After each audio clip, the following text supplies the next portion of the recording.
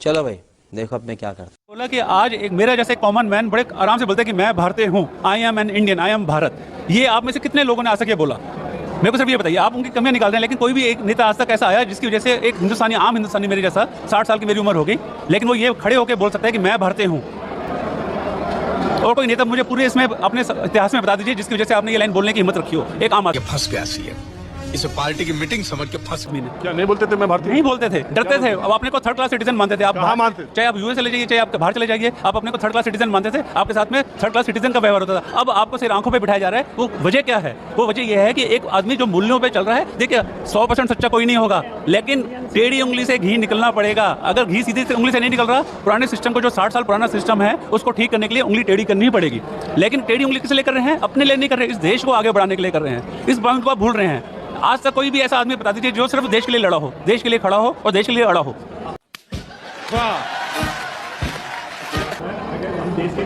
इन लोगों को क्या दिक्कत है? इनकी दिक्कत यह है कि आपका एक कंफर्ट जोन मिला हुआ था, आपकी कंफर्ट जोन कट गई तो सब लोग बिलबला रहे हैं। पंजाब के जो बड़े बड़े आड़ती थे, उनका एक घूसखोरी खत्म हो गई तो वो बिलबला रहे हैं। वो ट्रैक्टर लेके आगे, एसी लगा हुआ ट्रैक्टर, अरे मेरे जैसे आप आइए ना, धूप में खड़े होकर बताइए 4 घंटे, सब भाग जाएंगे 4 घंटे में। आप क्या करते हैं? मैं तो लोगों को शिक्षा देता हूँ, लोगों का माइंड सेट करता हूँ कि how to live in a positive mind.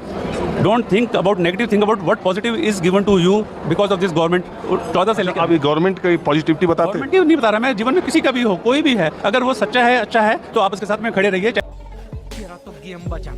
बेरोजगारी, लोकशाही की जगह थोड़ा सा सर महंगाई हो रही है, वजह क्या है, रीजन क्या है और उसका सोल्यूशन क्या है? आप में से एक भी जो सबने बोला, आप एक सोल्यूशन दीजिए कि अगर जो वो कर रहे हैं वो नहीं, ये सोल्यूशन होना चाहिए जिससे महंगाई कम हो जाएगी।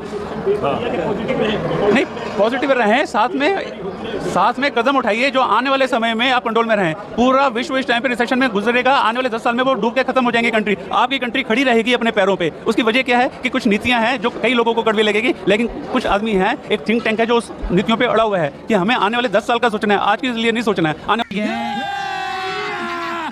मजा आएगा वाले 10 या 20 साल के लिए। अच्छा देखिए, प्रधानमंत्री मोदी और उनकी सरकार जो 10 साल की है, उसमें विपक्ष का जो आरोप है, मोटे तौर पर 3-4 बातें वो कहते हैं। पहली बात ये कि लोकतांत्रिक संस्थाओं को, लोकशाही को खत्म करके विपक्ष के नेताओं को, जो उनके साथ नहीं आ रहा है, जो विपक्ष में है, सारी कार्रवाई जांच एजेंसियों के, भ्रष्टाचार, परिवार, सारे आरोप उन्हीं पर, जो उनके साथ चला गया, जिस पे आरोप था भी उधर जाके धुल गया। एक बड़ा आरोप ये लगता है। दूसरा आरोप ये लगता है कि महंगाई उनके समय में बढ़ी और उन्होंने कुछ चंद उद्योगपतियों के लिए ज़्यादा काम किया।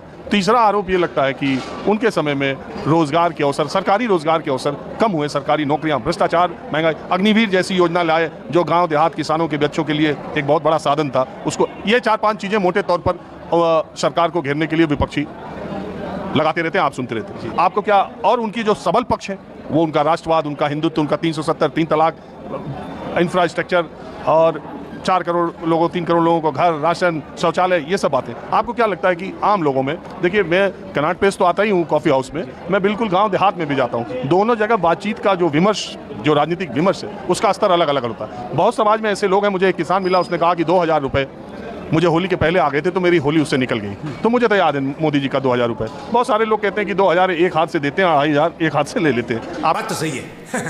आपका क्या मानना है? महंगाई के बारे में बहुत लोग बहुत कुछ बोले, आपने भी बताया।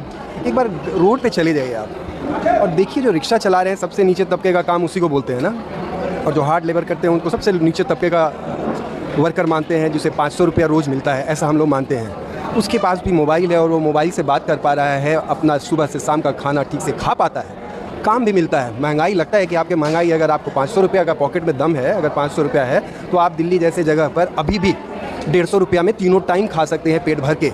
लेकिन अगर आपका पेट का साइज़ इतना बड़ा हो और ये साइज़ इतना बड़ा किया हुआ हो, और उसको आपने पिछले, जब से आप अपने आप को पढ़ा लिखा तबका हो करके अपने सड़क पे आ करके और जिस तरह से कमाए हैं, अरे कहना क्या चाहते हो, और जिस तरह के तरीकों से कमाए हैं, उससे आपका पेट ना भरेगा और ना कभी भरा है और आगे भी नहीं भरेगा। इसी तरह से कोसते रहिएगा। जिसका पेट नहीं भरा था उसका भरने लगा है, इसकी तकलीफ जिसका भर नहीं पाएगा। क्या बोले, मैं समझा नहीं। ये तो अभी ट्रेलर है, पिक्चर अभी बाकी है। ट्री को कंफ्यूज स्टेट में रखना है। आपने कहा ना कि विपक्षी एक साथ हो गए हैं। ऐसा कौन कौन सा विपक्षी है जो जेल में गया? हेमंत सोरेन, फादर घूस लेकर के 50 लाख घूस लेते हैं, प्रो गवर्नमेंट वोट करते हैं और उस पैसे को ले जाके बैंक में रखते हैं और फिर वो केस चलती है, फिर केस विड्रॉ हो जाती है। ये किसका खेल बनाया हुआ था? किसका खेल बनाया हुआ था? अरविंद केजरीवाल सीएम बने, बहुत उम्मीद के साथ लोगों ने उनको कि ये भ्रष्टाचार को मिटा देंगे।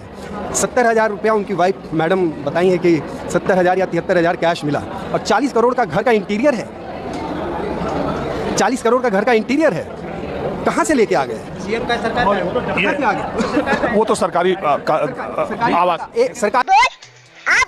बताइए, ये इलेक्टोरल बॉन्ड के बारे में भी आप कुछ जानते हैं? इलेक्टोरल बॉन्ड में बहुत सारा पैसा इधर से उधर आया है, इसको मिला उसको मिला। देश में ये पहली बार हुआ, किसको कितना मिला ऐसा कोई नहीं है जिसको नहीं मिला, और जिसको भी मिला किसी को कम मिला किसी को ज़्यादा मिला। पहली बार इस देश में ऐसा हुआ कि पता चला कि पैसा ऐसे भी मिलता है। कैसे पता चला?